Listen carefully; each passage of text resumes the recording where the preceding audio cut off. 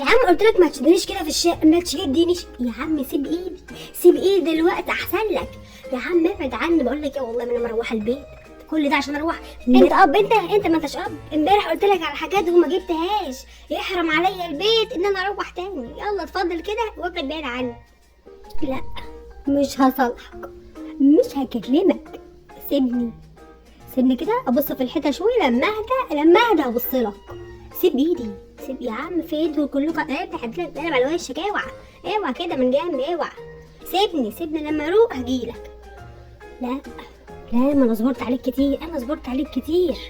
هتمشى لوحدي، انا هحب اتمشى لوحدي، مش عايزه اتمشى، مش عايزه اكل، هو الاكل بالعافيه. شوف لو جبت لي الناس كلها عشان تصالحني مش همشي معاك. انت تاخد عربيتك كده من السكات وتمشي وتسيبني، انا عايزه اقعد كده لوحدي، انا عايزه اقعد لوحدي يا جماعه، سيبوني. ايه الكهرباء راحت فين؟ الحمد لله، عيط براحتك. لا ما هو انا ما عدتش همشي معاك في حته، انا ما عدتش همشي معاك في حته، انت مشيك اصلا مش حلو يا بابا، مشيك مش حلو بالعافيه، ما تمسحليش، انا بحب دموعي. ده انت راجل بارد بقى يا عم، سيبني بقى. صدق انت راجل هزء صحيح. وردة ايه اللي انت جايبها لي يا بابا؟ وردة ايه اللي خليها لك يا حبيبي؟ خليها لك، ما يمشيش معانا الكلام ده، ما يمشيش معانا يا عم. مش عايزه وردات، انا عايزه شاورما، انا عايزه حواوشي من المحل.